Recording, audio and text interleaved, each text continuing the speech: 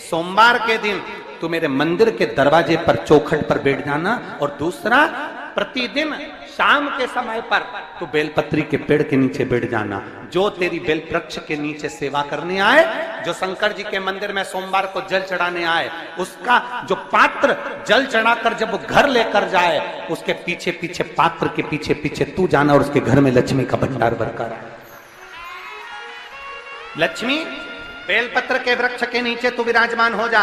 उस बेलपत्र के वृक्ष के नीचे जो बुआरी लगाए, सेवा करे, चाकरी करे, एक बेटी को जैसे बड़ा करते हैं वैसे बेलपत्री के वृक्ष को जो बड़ा करे, बेलपत्री के वृक्ष का जो पालन करे, पोषण करे, उसकी संभाल करे, उस बेलपत्री के वृक्ष को जैसे जैसे वो उन्नति करे, वैसे वैसे उसके घर में समृद्धि बढ़ते जाए। उस जिसका खुद का मकान नहीं हो, खुद का मकान नहीं हो, किराए के मकान में रहते रहते जिंदगी बीत रही, खुद का नहीं, और बहुत दुख का जीवन चल रहा हो, बहुत कष्ट का जीवन, बहुत अपना खुद का कोई मकान नहीं, मान लो प्लाट है पर मकान बन नहीं रहा, या कोई प्रॉपर्टी अपनी नहीं बन रही, तो हम इस व्यासपीठ से कहना चाहेंगे कि एक प्रयोग अवश्य करिएगा, एक प्रयोग अवश्य। अपने आसपास के 5-6 बेलपत्र के वृक्ष देख लीजिए, अपने आसपास के नजदीक के 5-6 बेलपत्र के बड़े बड़े वृक्ष देख लो, या छोटे वृक्ष देख लो। उन 5-6 वृक्ष को धीरे धीरे उनकी सेवा करना प्रारंभ करो, उन वृक्षों को बड़ा करना प्रारंभ करो, उन वृक्ष के नीचे सफाई करना प्रारंभ करो, उन वृक्ष को जल देना प्रारंभ करो, उन वृक्ष को आप खाद देना प्रारंभ करो, उन वृक्ष की सेवा संभाल करना प्रारंभ कर दो, उस वृक्ष के नीचे बुआरी काटना प्रारंभ कर दो, झाड़ू लगाना प्रारंभ कर दो, उस वृक्ष के नीचे सफाई करना प्रारंभ कर दो। उस बेलपत्री के 5-6-7 वृक्ष को आप गोद ले लो। गोद लेना मतलब मैं इसकी सेवा करूंगा, मैं इसमें जल दूंगा, मैं इसके खाद दूंगा, मैं इसकी सेवा करूंगा, कुछ मत करो, बस केवल इस शरीर से उस बेलपत्र के वृक्ष की सेवा करना रोज प्रारंभ कर दो। 6 महीना इंतजार करना और 6 महीना लगातार सेवा करना, 7वां महीना आपका और हमारा, और बताना कि भोलेनाथ ने प्रॉपर्टी दिलाई कि नहीं दिलाई और आगे बढ़ा है।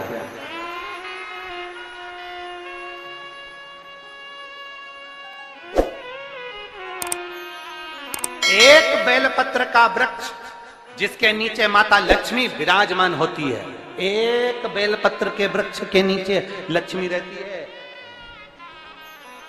दुनिया के लोग कहते हैं लक्ष्मी जी का दिन कौन सा है, बोलो जम के जल्दी से।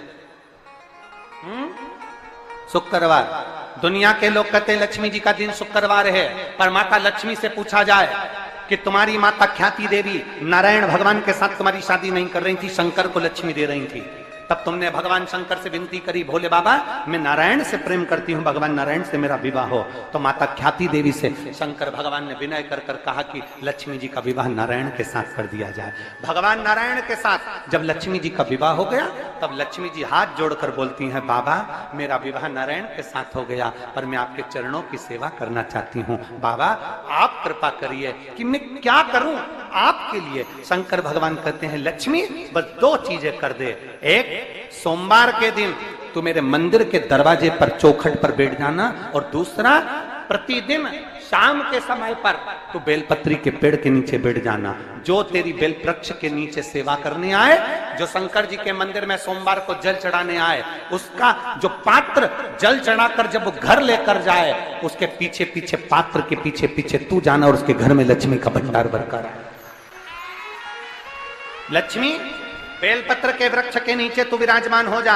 उस बेलपत्र के वृक्ष के नीचे जो बुआरी लगाए, सेवा करे, चाकरी करे, एक बेटी को जैसे बड़ा करते हैं वैसे बेलपत्री के वृक्ष को जो बड़ा करे, बेलपत्री के वृक्ष का जो पालन करे, पोषण करे, उसकी संभाल करे, उस बेलपत्री के वृक्ष को जैसे जैसे वो उन्नति करे, वैसे वैसे उसके घर में समृद्धि बढ़ते जाए, उसके घर में वैभव बढ़ते जाए। ये शंकर भगवान माता लक्ष्मी से करे, भगवान शिव माता लक्ष्मी से करे।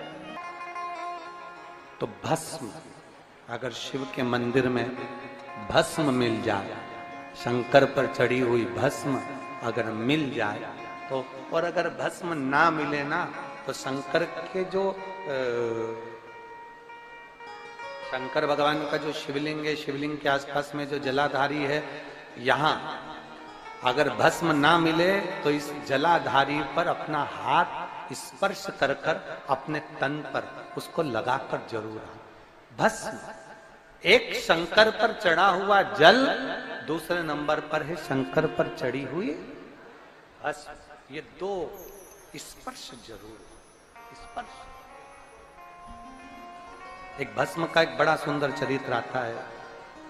दूसरा, जिस भूमि पर बैठकर कथा सुनो उसकी रज को अपने मस्तक पर थोड़ा सा लगाकर अवश्य जाओ, तो जीवन का एक आनंद है।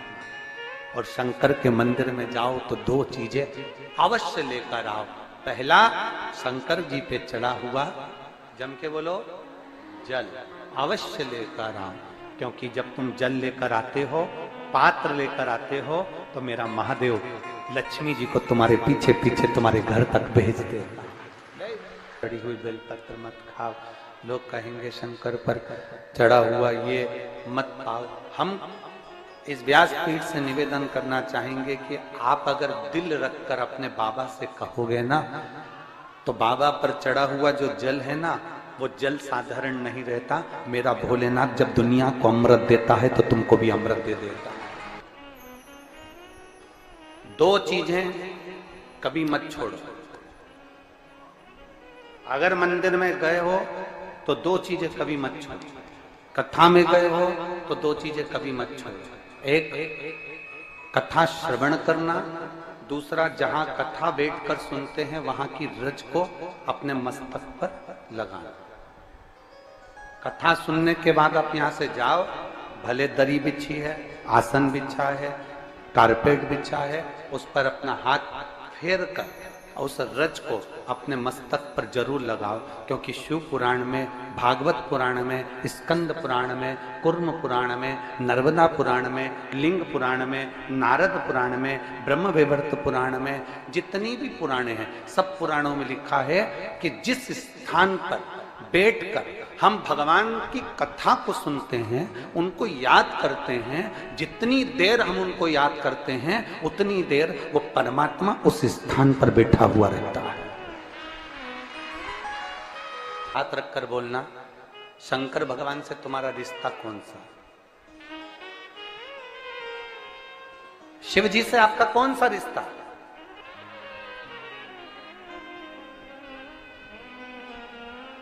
शंकर भगवान को आप क्या मानते हो? हमने आपको एक संबंध बताया था कि सीहोर कुबेरेश्वर धाम आपका मायका है, तो हम आपके भाई हैं, तो शंकर भगवान आपके पिता हैं, आपके बाप हैं, आपका बाबा है, आपका दादा है।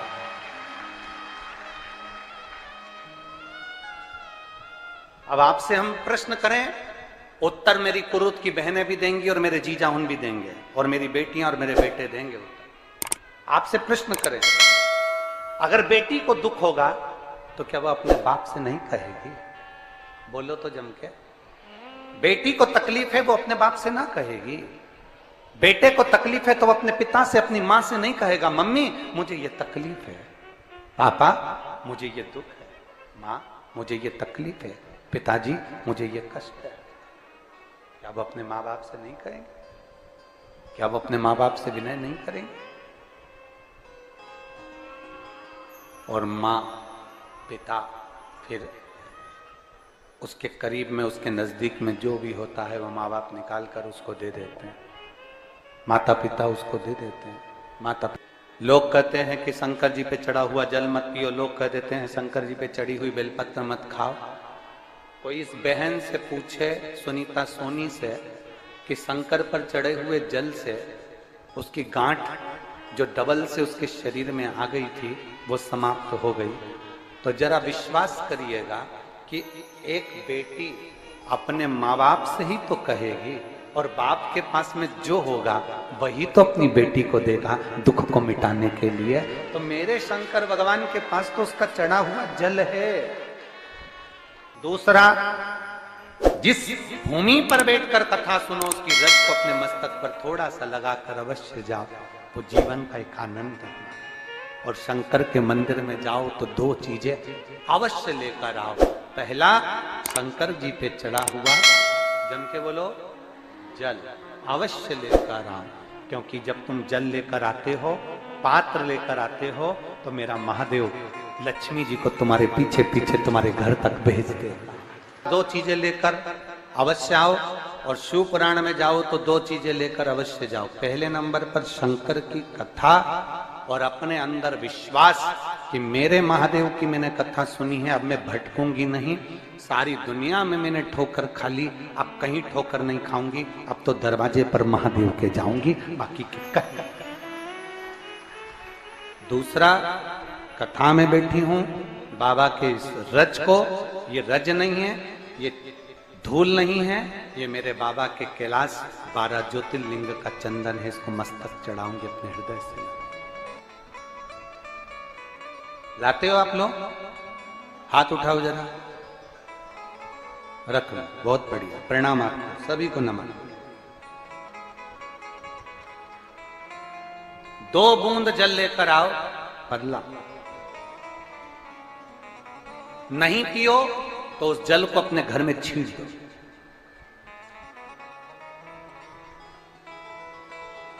नहीं पी सकते, उस जल को छींट दो। सारे घर के लोग नहीं पी रहे, उस जल को मटके में डाल दो, हंडे में डाल दो। 2 बूंद जल हंडे में डाला, सब पी गई। आपको अलग अलग किसी को देने की जरूरत नहीं पड़ी, किसी को नहीं। हंडे में डाल दो, मटके में डाल दो, सब उस पानी को पीना प्रारंभ।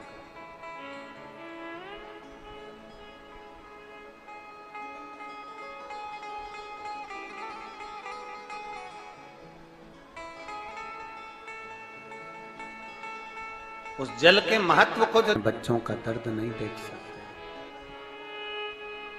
जब माता पिता अपने बच्चों का दर्द नहीं देख सकते, तो देव अधिदेव महादेव तुम्हारा दर्द कैसे देखेंगे? वो भी तो काटेंगे तुमको, वो भी तो कष्ट मिटाएंगे। 2 चीजें कथा में जाकर ले। एक, जहां जगह मिल जाए वहां बैठकर कथा सुनो। धूप लगे, पंडालों की इतनी व्यवस्था नहीं हो पाती है, पंडाल लगाने वाले, टेंट लगाने वाले टेंट लगा लगा के थक जाते हैं, तो अपने साथ एक छाता लेकर चलो। 2 पानी की जम के बोलो जरा, बोतल, बिछाने की दरी अपने साथ लेकर चलो। लोगों ने उमा महेश की कथा अपने जीवन में धारण करी कि नहीं करी वो हमको नहीं स्मरण है, पर एक बात का स्मरण करिएगा, ये जो कथा चल रही है ये गौरी शंकर चल रही है। इसके बाद में जो अमलेश्वर में कथा है वो कौन सी है? समर्पण शिव महापुराण कथा। उस समर्पण शिव महापुराण की कथा जब 2 तारीख को विराम हो जाएगी, तब उसके बाद में जो कथा 6 जून को प्रारंभ होगी सोलापुर महाराष्ट्र में, उस कथा का नाम रहेगा उमा महेश शिव महापुराण की कथा। उसको जरूर सुनो। सोलापुर में जो 6 जून से कथा होगी उसका नाम उमा महेश शिव महापुराण, उसको सुनना, श्रवण करना, उसको धारण करना है। उसमें इतने प्रश्न माता उमा ने भगवान महेश से करे हैं, और महेश भगवान शंकर उसका हर प्रश्न का उत्तर दे रहा है। भगवान महेश भगवान शंकर हर प्रश्न का। बाबा बोले माता उमा ने भगवान शिव जी से, महेश भगवान से, भगवान शंकर से करेंगे, बाबा भोलेनाथ जी बताओ, संसार में जन्म लेने वाले व्यक्ति के जीवन में उसके भाग्य में अगर सुख नहीं है, उसके भाग्य में खुशियां नहीं है, उसके भाग्य में कोई अच्छा है ही नहीं, तो वो जीव क्या करेगा? वो जीव क्या करेगा?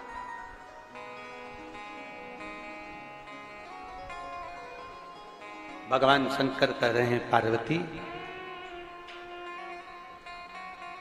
संसार में जन्म लेने वाला मनुष्य अगर उसके भाग्य में सुख नहीं, उसके भाग्य में अगर खुशियां नहीं है, उसके भाग्य में अगर सुख नहीं है, उसके भाग्य में अगर अच्छा नहीं है, पत्रिका दिखा ली सुख नहीं है, कार्य कर कर देख लिया सुख नहीं है, तकलीफ उसकी जिंदगी में चल ही चल रही है, तो भगवान शंकर कहते हैं, भगवान महेश कहते हैं, उमा, उस मनुष्य को दूसरे का अच्छा करना प्रारंभ कर देना चाहिए तो उसकी अच्छाई अपने आप सामने आना। श्री शिवाय नमस्तुभ्यम दोस्तों, अगर वीडियो अच्छा लगा हो तो सब्सक्राइब करें एंड नोटिफिकेशन पाने के लिए बेल आइकन को प्रेस अवश्य करें।